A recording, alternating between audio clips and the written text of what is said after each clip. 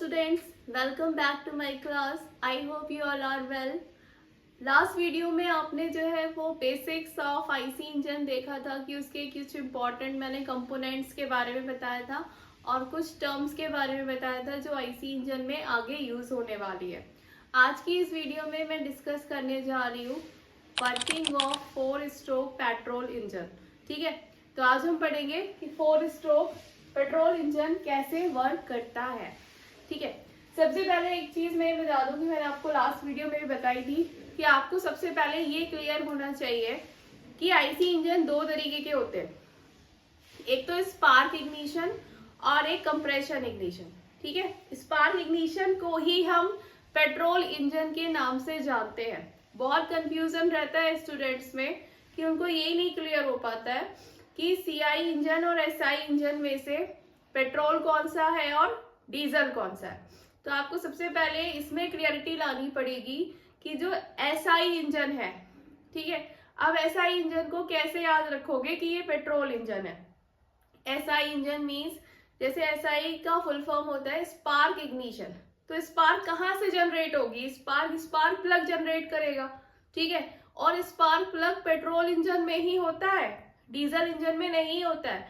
Diesel engine में आपका injector लगा होता है फ्यूल को इंजेक्ट करने के लिए। ठीक है, तो इसलिए आपको ये याद करने का तरीका है कि एसआई मीन्स स्पार्क इग्निशन और स्पार्क जनरेट करता है स्पार्क प्लग। तो स्पार्क प्लग जो है वो सिर्फ पेट्रोल इंजन में होता है। ठीक है, तो हम इसलिए यहाँ पर डिस्कस करने वाले हैं working of 4 stroke petrol engine यानी एसआई इंजन। 4 स्ट्रोक का मतलब क्या है? मैंने आपको लास्ट क्लास में स्ट्रोक के बारे में बताया था। स्ट्रोक वो डिस्टेंस होती है, ठीक है, जो पिस्टन ट्रैवल करता है, यानी पिस्टन चलता है सिलेंडर के अंदर टीडीसी से बीडीसी पर। अगर पिस्टन एक बार टीडीसी से बीडीसी की तरफ ट्रैवल कर रहा है तो वो आपका एक स्ट्रोक हो गया। फिर उसके बाद अगर बीडीसी से फिर टीडीसी की तरफ जा रहा है तो वो आपका दूसरा स्ट्रोक हो गया। फिर टीडीसी से बीडीसी पे थर्ड स्ट्रोक एंड देन फिर बीडीसी से टीडीसी पे 4 स्ट्रोक। तो अगर 4 बार टीडीसी से बीडीसी की तरफ ट्रैवल कर रहा है पिस्टन, ठीक है, टीडीसी बीडीसी इस तरीके से, तो यानी पिस्टन ने कितने स्ट्रोक चले? 4। तो उसी के बेसिस पे यहाँ पर 4 स्ट्रोक पेट्रोल इंजन को हम डिस्कस करेंगे, यानी पिस्टन 4 स्ट्रोक ट्रैवल कर रहा है। ठीक है, अब मैं इसको आपको वो 4 स्ट्रोक के नाम भी दिए गए। ठीक है, 4 नाम है उसके, 4 स्ट्रोक है, 4 ही नेम्स होंगे। ठीक है, तो जो पहला स्ट्रोक है वो आपका है फर्स्ट सक्शन स्ट्रोक। ठीक है, पहला स्ट्रोक है आपका सक्शन स्ट्रोक। दूसरा है आपका compression stroke, suction stroke. Second one is compression stroke. तीसरा है आपका एक्सपेंशन स्ट्रोक या फिर पावर स्ट्रोक। ठीक है, फर्स्ट हो गया आपका सक्शन, सेकंड कंप्रेशन, थर्ड आपका एक्सपेंशन और पावर स्ट्रोक, और जो आपका फोर्थ वन है वो है आपका एग्जॉस्ट।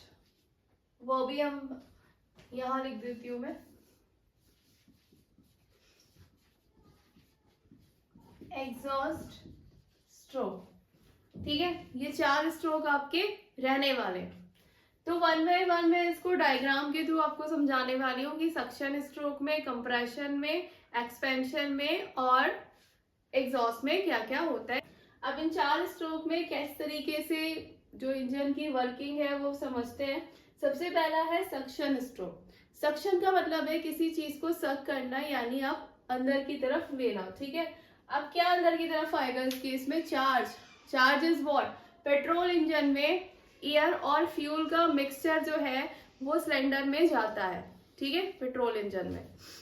तो हम पेट्रोल इंजन की बात कर रहे हैं तो हम उसी की बात करेंगे किस तरीके से।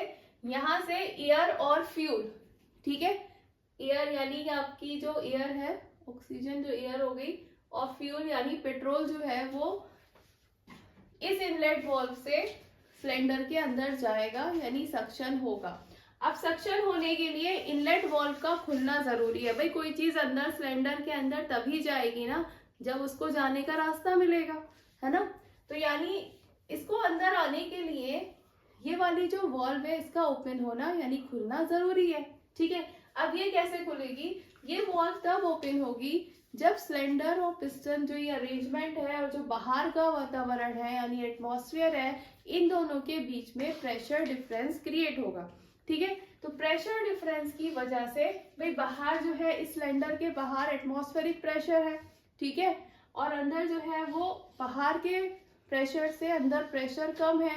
तो due to pressure difference, pressure में डिफरेंस होने की वजह से ये इनलेट वाल्व ओपन हो जाएगी और पहले स्ट्रोक में यानी सक्शन स्ट्रोक में पिस्टन जैसे ही वाल्व ओपन होगी जो पिस्टन जो है वो टीडीसी से बीडीसी की तरफ जाना शुरू कर देगा, यानी स्ट्रोक चलना ट्रैवल करना शुरू कर देगा और आपका टीडीसी से बीडीसी पे आ जाएगा सक्शन स्ट्रोक में। और जो एयर फ्यूल का मिक्सचर आ रहा है इनलेट वाल्व से वो सिलेंडर में भरने लगेगा, यानी चार्ज जो है वो सिलेंडर के अंदर आ जाएगा, यानी आपने एक स्ट्रोक का काम, सक्शन स्ट्रोक का काम कंप्लीट कर लिया, ठीक है। अब इसी से ही मैंने बताया था ये कनेक्टिंग रॉड अटैच होती है और कनेक्टिंग रॉड से आपका क्रैंक अटैच होता है, ठीक है। तो सक्शन के केस में जब पिस्टन टीडीसी से बीडीसी पे आएगा तो ये रॉड की हेल्प से ये जो आपका क्रैंक है वो ऐसे यानी क्लॉकवाइज डायरेक्शन में मूव करेगा। भाई पिस्टन ऐसे ऐसे चला और इसी की वजह से जब पिस्टन यहाँ से यहाँ आएगा तो ये क्रैंक भी तो जो है वो राउंड लेगी ना, रिवॉल्व करेगी, एक चक्कर लगाएगी, ठीक है। तो इस तरीके से ये होता है आपका सक्शन स्ट्रोक, पहला स्ट्रोक कंप्लीट हो गया, ठीक है। तो एक चक्कर नहीं लगाएगी, जब पिस्टन टीडीसी से बीडीसी पे आएगा तो जो ये क्रैंक है आपकी ये आधा चक्कर कंप्लीट कर लेगी, हाफ रिवॉल्यूशन, ठीक है। उसके बाद दूसरा है आपका कंप्रेशन स्ट्रोक। कंप्रेशन स्ट्रोक में क्या होता है, भाई अब चार्ज तो पूरा भर गया, फिल हो गया, यहाँ पूरा चार्ज भरा हुआ है, ठीक है, यानी जो एयर फ्यूल का मिक्सचर है जो इन दोनों का कॉम्बिनेशन है उसको हम यहाँ चार्ज कह रहे हैं, ठीक है। तो वो यहाँ पर फिल्ड है। अब पिस्टन जो है अभी बीडीसी पे, कंप्रेशन होने का मतलब है आप किसी चीज के वॉल्यूम को कम कर रहे हो, किसी चीज को कंप्रेस कर रहे हो, यानी कोई एक ऐसी चीज, कोई भी चीज जो है वो पहले इतनी जगह में थी, अब आपने उसको कंप्रेस करके इतनी जगह में ला दिया, यानी आपने उसके वॉल्यूम को कम कर दिया, ठीक है। तो अब यहाँ पर क्या होने वाला है, कंप्रेशन होने वाला है। इस केस में दोनों ही वॉल्व, जो आपकी इनलेट वॉल्व है और आउटलेट वॉल्व है, वो दोनों ही बंद रहेंगी, क्योंकि ना तो इस केस में कुछ अंदर आना है ना ही कुछ यहाँ से बाहर जाना है, ठीक है। सिर्फ सेक्शन में इनलेट वॉल्व खुलेगी और इस दोनों केस में आपकी दोनों वॉल्व बंद रहने वाली है। अब कंप्रेशन होगा, कंप्रेशन कैसे होगा कि जो आपका पिस्टन है अगेन वो बीडीसी से यानी इस पोजीशन से सिलेंडर के अंदर इस पोजीशन तक मूव करेगा, यानी इसके अंदर जो एयर और फ्यूल का मिक्सचर भरा हुआ है वो उसको क्या करेगा, कंप्रेस करेगा। पहले कोई चीज आपके इतने वॉल्यूम में, उसके बाद आप उसे कंप्रेस करके इतनी जगह में ले आ रहे हो, तो अगर आप किसी चीज को कंप्रेस कर रहे हो तो उस पर क्या होता है, उससे प्रेशर और टेम्परेचर बढ़ जाएगा, यानी जो सिलेंडर के अंदर चार्ज और एयर फ्यूल का जो मिक्सचर आपने भरा हुआ है सक्शन के द्वारा, तो उसका क्या होगा, प्रेशर और टेम्परेचर बढ़ जाएगा, क्योंकि आपने इतने वॉल्यूम से उसको इतने वॉल्यूम में ला दिया, है ना। यही तो यहाँ हो रहा है। तो मैं यहाँ पे ये कनेक्टिंग रॉड भी दिखा देती हूँ और क्रैंक भी दिखा देती हूँ, ठीक है। क्रैंक का रोटेशन, तो इस केस में क्या होगा, जब पिस्टन यहाँ से यहाँ जाएगा यानी ये रेसिप्रोकेट कर रहा है, दूसरा स्ट्रोक चला जो हमारा है कंप्रेशन स्ट्रोक, ठीक है। जब ये यहाँ से यहाँ जाएगा तो ये क्रैंक भी तो ऊपर की तरफ भागेगी ना, कनेक्टिंग रॉड से अटैच्ड है क्रैंक, तो यानी आधा चक्कर तो उसने यहाँ लगाया जब पिस्टन टीडीसी से बीडीसी पे आया। उसके बाद जब यहाँ से कंप्रेशन होगा, बीडीसी से टीडीसी पे जाएगा, तो ये भी तो जाएगी ना ऊपर, कनेक्टिंग रॉड जब ऊपर की तरफ जाएगी तो क्रैंक की डायरेक्शन ये रहेगी, यानी अब आधा चक्कर ये इधर की तरफ को लगाएगा, है ना।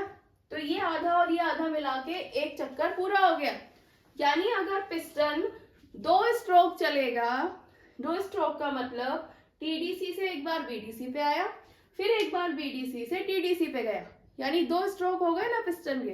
तो जब पिस्टन 2 स्ट्रोक चलेगा तो आपकी जो क्रैंक है वो एक चक्कर कंप्लीट करेगी। तो हम बोल सकते हैं कि to complete the 1 revolution of the crankshaft, यानी क्रैंक का एक रिवॉल्यूशन पूरा होने के लिए पिस्टन को 2 स्ट्रोक चलना पड़ेगा। ठीक है, तो यहाँ पर ये 2 स्ट्रोक आपके कंप्लीट हो गए। जब उसने पिस्टन में चार्ज को कंप्रेस किया तो यहाँ पर वो जो चार्ज था, यानी जो आपने एयर और फ्यूल सिलेंडर के अंदर भर रखा है, जब उसका वॉल्यूम कम कर दिया तो उसका प्रेशर और टेम्परेचर बढ़ जाएगा। ठीक है, प्रेशर मीन्स दाब और टेम्परेचर मीन्स तापमान, यही तो है। तो ये दोनों चीजें उसके चार्ज की बढ़ जाएंगी। उसके बाद क्या होगा तीसरे केस में, जिसे हम एक्सपेंशन स्ट्रोक और पावर स्ट्रोक के नाम से जानते हैं। इस केस में क्या होगा, अब सारा का चार्ज आपने यहाँ पर इकट्ठा कर लिया, यही तो करा भी कंप्रेशन करके। ये पिस्टन यहाँ से यहाँ आया, यानी इसने सारे चार्ज को यहाँ इकट्ठा कर दिया। अब यहाँ पर मैंने बताया था ये स्पार्क प्लग लगा रहता है। ठीक है, क्योंकि हम पेट्रोल इंजन की बात कर रहे हैं, तो ये स्पार्क प्लग यहाँ लगा हुआ है। तो जब यहाँ पर ये स्पार्क प्लग लगा हुआ है और यहाँ आपने पिस्टन को यहाँ लाके सारे चार्ज को यहाँ पर लाके फिल कर दिया है। अब होता क्या है कि जैसे ही हम इग्निशन स्टार्ट करेंगे, आपने अपनी बाइक या स्कूटर सभी लोग चलाते होंगे, ठीक है, या कार चलाते होंगे, उसमें एक की का जो होता है उस पर लिखा रहता है इग्निशन। तो जैसे ही आप अपनी चाबी को, गाड़ी की चाबी को इग्निशन पे लेकर आओगे तो उस केस में क्या होगा, स्पार्क प्लग में करंट फ्लो होना स्टार्ट हो जाती है, इग्निशन होना। तो उस करंट की वजह से क्या होता है, यहाँ पे चिंगारी जनरेट होती है। स्पार्क प्लग का यही रोल है। ठीक है, जब वो करंट फ्लो करेगी तो यहाँ पर चिंगारी प्रोड्यूस होगी। तो एक तो आपने यहाँ पर जो एयर फ्यूल का मिक्सचर था वो इतना ज्यादा, मतलब यहाँ पर आपने उसको कंप्रेस कर रखा है, ऊपर से उसमें चिंगारी और लगा दो। ठीक है, यानी स्पार्क वहां हो गया। तो आप ये सोचो कि ड्यू टू स्पार्क कितनी ज्यादा एनर्जी, कितनी ज्यादा पावर उस टाइम पे जनरेट होने वाली है। ठीक है, तो जब जैसे ही आपने इग्निशन ऑन किया, यहाँ पर क्या है, वो चार्ज जलना स्टार्ट हो गया, तो एनर्जी और ज्यादा मिलना स्टार्ट हो गई, पावर और ज्यादा बढ़ गई। तो ड्यू टू दिस ये पिस्टन जो है वो बहुत तेजी के साथ, ठीक है, स्पार्क की वजह से टीडीसी से बीडीसी पे आ जाएगा। और इस केस में भी इनलेट वाल्व और आउटलेट वाल्व आपकी बंद रहेंगी, क्योंकि ना कुछ अंदर आ रहा है अभी, ना कुछ बाहर जा रहा है। ठीक है, तो जब आपने और ज्यादा प्रेशर टेम्परेचर बढ़ा दिया चिंगारी लगा के, ठीक है, या आग फायर क्रिएट करके, तो जिसकी वजह से due to very high pressure and temperature piston TDC से बीडीसी की तरफ मूव करेगा। तो इसी को हम कहते हैं एक्सपेंशन स्ट्रोक। और सारी की सारी पावर हमें इसी स्ट्रोक में मिलती है, क्योंकि यहाँ पर आपने चार्ज को कंप्रेस भी कर रखा है और साथ में इग्निशन और ऑन कर दिया। ठीक है, तो आपकी सारी जो एनर्जी है, जो पावर मिलने वाली है हमको इंजन से, वो इसी स्ट्रोक में मिलती है और इसी स्ट्रोक को हम पावर स्ट्रोक कहते हैं। बाकी के सारे जो तीनों स्ट्रोक है वो इसके सपोर्टिंग स्ट्रोक है। ठीक है, पावर कहीं जनरेट नहीं हो रही है, लेकिन इस स्ट्रोक तक पहुंचने के लिए हमें सक्शन भी कराना पड़ेगा, हमें कंप्रेशन भी करना पड़ेगा। ठीक है, तो मेनली पावर यहाँ जनरेट हो रही है जिससे आपकी गाड़ी चलती है, ये चीज हमें पता होनी चाहिए। तो यानी इस केस में, यानी अब पिस्टन टीडीसी से बीडीसी पे आ गया ड्यू टू एक्सपेंशन। तो एक्सपेंशन होने के बाद यानी पिस्टन ने एक स्ट्रोक और चला, तो ये आपका था तीसरा वाला स्ट्रोक, थर्ड स्ट्रोक, जिसे हम एक्सपेंशन और पावर स्ट्रोक के नाम से जानते हैं। उसके बाद चौथा स्ट्रोक है आपका एग्जॉस्ट स्ट्रोक। इस केस में क्या होता है कि आपका जब एक्सपेंशन हो गया तो उसके बाद यहाँ पर ये जितना भी आपने जो सक्शन के दौरान एयर फ्यूल को भरा था यहाँ पे, वो जल चुका है। अब कुछ अनबर्न पार्टिकल्स भी रह जाते हैं, फ्यूल तो सारा जल चुका है, इग्निशन हो गया है, ठीक है, लेकिन कुछ जो कण होते हैं वो बिना जले भी रह जाते हैं, और जो जलते हैं उसमें भी तो एक धुआं, एक स्मोक, एक एग्जॉस्ट जनरेट होता है, तो अब उसको भी तो सिलेंडर से बाहर निकालना पड़ेगा। ठीक है, तो इस कंडीशन को हम बोलते हैं एग्जॉस्ट स्ट्रोक, यानी एग्जॉस्ट करना, बाहर निकालना। अब क्या बाहर निकालना, जो बचा कुचा मटेरियल है, जो चार्ज जल चुका है, उसके पार्टिकल्स हैं, ठीक है, तो इस केस में फिर क्या होता है कि धीरे धीरे जो है वो प्रेशर टेम्परेचर, क्योंकि आग तो यहाँ लग गई, स्पार्क यहाँ हो गया, अब धीरे धीरे प्रेशर टेम्परेचर इसका चार्ज का जो जल चुका मटेरियल वो डाउन आना स्टार्ट होता है। लेकिन फिर भी इतना डाउन नहीं आता है कि आप एटमॉस्फेरिक प्रेशर से कंपेयर कर सको। अभी भी सिलेंडर के अंदर का प्रेशर टेम्परेचर ज्यादा है बाहर के कंपैरिजन में। तो इस केस में क्या होगा, फिर से प्रेशर डिफरेंस क्रिएट हो गया। जैसे एक बार यहाँ पे क्रिएट हुआ था और ये इनलेट वॉल्व खुल गई थी, इस केस में एक बार फिर से प्रेशर डिफरेंस क्रिएट हो जाता है और यहाँ से ये एग्जॉस्ट वॉल्व खुल जाती है, क्योंकि अंदर प्रेशर ज्यादा है बाहर प्रेशर कम है। तो उस प्रेशर डिफरेंस की वजह से ये वाली वॉल्व खुल जाएगी और ये वाली वॉल्व खुलने की वजह से जो धुआं होता है वो ये सारा का सारा एग्जॉस्ट से निकल के, इस वॉल्व से निकल के बाहर आपके एटमॉस्फेयर में चला जाता है। यानी जो आपकी बाइक्स में साइलेंसर लगा होता है उसमें जो काली स्मोक, काला धुआं निकलता है वो आपका क्या है, जला हुआ चार्ज। जो सिलेंडर के अंदर आपने फ्यूल को जलाया था उसका बचा कुचा जो वेस्ट मटेरियल है वो आपका यहाँ से एग्जॉस्ट वॉल्व से बाहर निकल जाता है। यानी एक बार फिर से पिस्टन बीडीसी से टीडीसी की तरफ चला। अब इसके कनेक्टिंग रॉड और ये किस तरीके से होंगे, ये आ जाएगी आपकी कनेक्टिंग रॉड, ये यहाँ से क्रैंक से जुड़ी हुई है। जब तीसरे स्ट्रोक में पिस्टन यहाँ से यहाँ आया तो ये क्रैंक फिर आधा चक्कर लगाएगी, जैसे यहाँ लगाया था भाई टीडीसी से बीडीसी पे आने में इसने आधा चक्कर कंप्लीट किया था, उसी तरीके से फिर दोबारा टीडीसी से बीडीसी पे आ रही है तो आधा चक्कर ये इधर की तरफ फिर मूव करेगी। उसके बाद इस केस में फिर जब ये ऐसे जा रही है एग्जॉस्ट वाले में तो ये फिर ऐसे, जब ये ऐसे जाएगा तो ये भी ऐसे करके ऊपर को जाएगी, यानी आधा चक्कर ये यहाँ कंप्लीट करेगी। तो इस तरीके से जब पिस्टन 4 स्ट्रोक कंप्लीट करता है तो आपकी जो क्रैंक है वो 2 रिवॉल्यूशन या 2 चक्कर लगाती है, ठीक है, क्योंकि आधा आधा मिला के ये एक हो गया, ये आधा आधा मिला के एक हो गया। और पिस्टन कितनी बार चला, 2 बार टीडीसी से बीडीसी पे चला और 2 बार बीडीसी से टीडीसी पे चला। तो यानी 4 strokes of the piston and 2 revolution of the crankshaft, यानी 4 बार जब पिस्टन चलेगा टीडीसी से बीडीसी और बीडीसी से टीडीसी पे तो आपकी जो क्रैंक है वो 2 चक्कर पूरे कंप्लीट करेगी, ठीक है।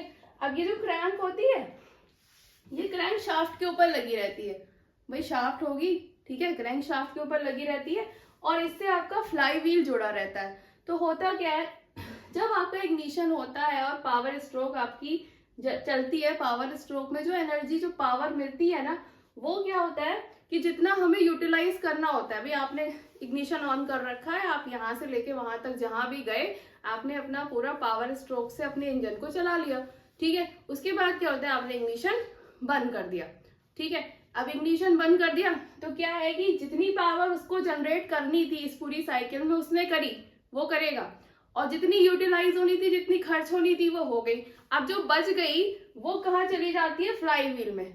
यहाँ पर मैंने बताया था कि क्रैंक शाफ्ट से ऐसे क्रैंक शाफ्ट बनी होती है ये, ठीक है, इस तरीके से, और यहाँ पर एक ये पहिया टाइप का, फ्लाई व्हील टाइप का अटैच्ड होता है, ठीक है। अब बाकी की जो क्या है, क्रैंक से भाई पिस्टन के रेसिप्रोकेटिंग मोशन को कनेक्टिंग रॉड ने रोटरी मोशन में कन्वर्ट कर दिया, ठीक है, और इसी से ही आपका जो व्हील वगैरह सब कनेक्टेड होते हैं, यहाँ फ्लाई व्हील भी लगा रहता है। तो इसने एनर्जी को क्या करता है, तीसरे वाले स्ट्रोक में ये अपने अंदर एब्जॉर्ब कर लेगा, यानी स्टोर करके रख लेगा, ठीक है। अब क्या होता है, क्योंकि और बाकी के स्ट्रोक्स को चलाने के लिए भी तो पावर की, एनर्जी की रिक्वायरमेंट होती है, क्योंकि एक्चुअल पावर तो हमें यहाँ मिल रही है, ठीक है। लेकिन ये जो एग्जॉस्ट पोर्ट चल रहा है या ये कंप्रेशन स्ट्रोक हो रहा है, सक्शन हो रहा है, तो इसको भी चलाना है, तो ये इंजन का पार्ट ही ना, तो इन फेसेस को चलाने के लिए भी तो एनर्जी की रिक्वायरमेंट है। तो वो कहाँ से आती है, वो वहां से आती है जो फ्लाई व्हील में आपने पावर को, एनर्जी को स्टोर कर रखा है, ठीक है।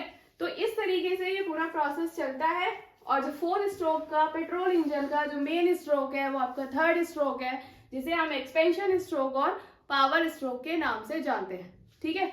और ये आपका पूरा पेट्रोल इंजन आपकी ऑटो साइकिल पे, जो मैंने आपको पढ़ा चुकी हूँ, इसकी इफिशियंसी मैंने आपको ड्राइव करवाई थी, ऑटो साइकिल पे काम करता है कि किस तरीके से आपके पूरे सारे प्रोसेस होते हैं, ठीक है। तो आज की इस वीडियो में आपने जाना कि working of 4 stroke petrol engine कैसे है। आगे हम और भी इंजन के बारे में पढ़ेंगे। तो मेरी वीडियो के साथ बने रहिए, और अगर आपको मेरी वीडियो पसंद आती है तो लाइक कीजिए एंड मेरे चैनल को सब्सक्राइब कीजिए। Thank you.